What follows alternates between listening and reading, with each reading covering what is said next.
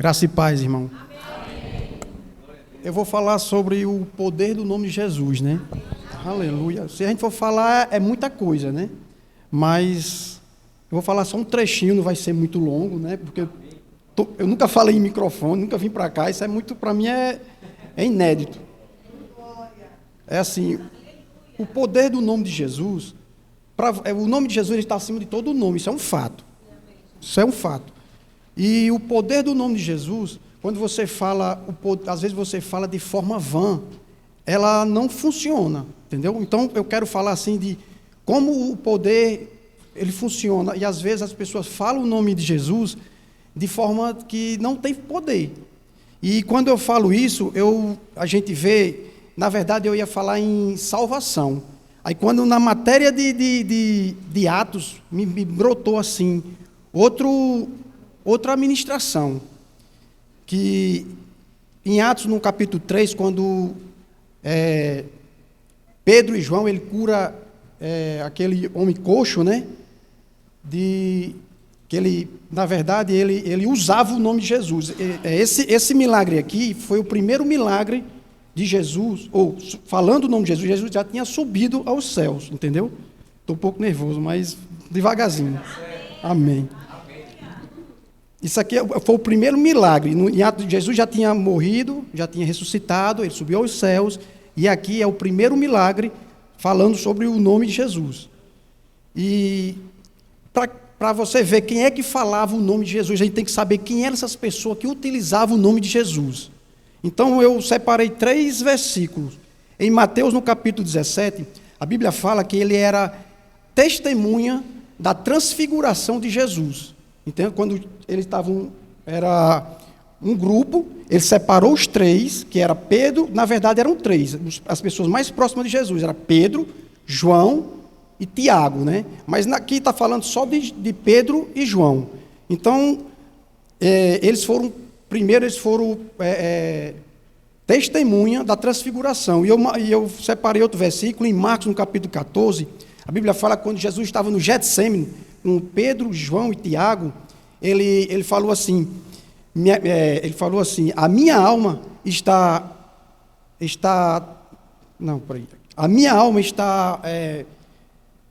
profundamente angustiada, ou seja, Jesus estava angustiado e pediu para que eles 2 orassem por ele. Ou seja, eles eram umas pessoas muito próximas de Jesus. E em terceiro, em Gálatas, no capítulo 2, no versículo 9, o apóstolo Paulo aponta Pedro e João como coluna da igreja. Ou seja, para você ver o nível de intimidade que Pedro e João tinham com Jesus. Eles eram uma pessoa transformada. Pedro e João, antes deles serem transformados pela palavra, eles eram Pedro era uma pessoa que era dupla personalidade, era explosivo, mas a palavra, Jesus, ele transformou, nós somos transformados. Quando você anda perto, a Bíblia diz que quanto mais próximo de Jesus, mais parecido você fica com ele. Então você vê aqui que eles eram uma pessoa parecida com Jesus. Então por isso que eles carregavam essa autoridade no nome dele. Entendeu? E vamos ler em Atos, no capítulo 3. Aleluia. Eles tinham autoridade. Aleluia. Em Atos, no capítulo 3, versículo 1, Pedro e João subiam ao templo para orar da hora nona, ou seja, 3 horas da tarde. Eles tinham costume de oração, ou seja, eles eram próximos, eles eram, como se diz, eles eram unidos, eles tinham relação com Jesus, né? Com Jesus, né? Era levado um homem coxo de nascença. Isso aqui todo mundo sabe, essa passagem aqui, é muito conhecida, mas ela foi reveladora. Essa passagem, esse capítulo mudou numa revelação, quando eu estava lá na sala, por isso que eu mudei. Preste atenção. No 3, né? Vendo ele a Pedro e João, que ia entrar no templo, implorava que ele desse uma esmola. Pedro, fitando os olhos com João, disse, olha para nós. E ele olhava atentamente, esperando receber alguma coisa. Pedro, porém, disse, não possuo nem prata e nem ouro, mas o que eu tenho, eu te dou. Em nome de Jesus Cristo, o Nazareno anda. E no 7 diz assim: e tomando pela mão direita, levantou imediatamente os seus pés e os tornozelos firmaram. E no versículo 12, também uma chave.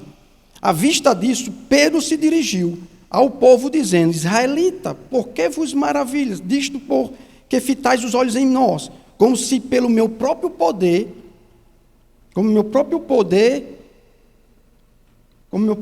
e piedade tivéssemos feito curado. Irmãos, aleluia. No versículo 6, Pedro diz assim, primeiro ponto, Pedro diz assim: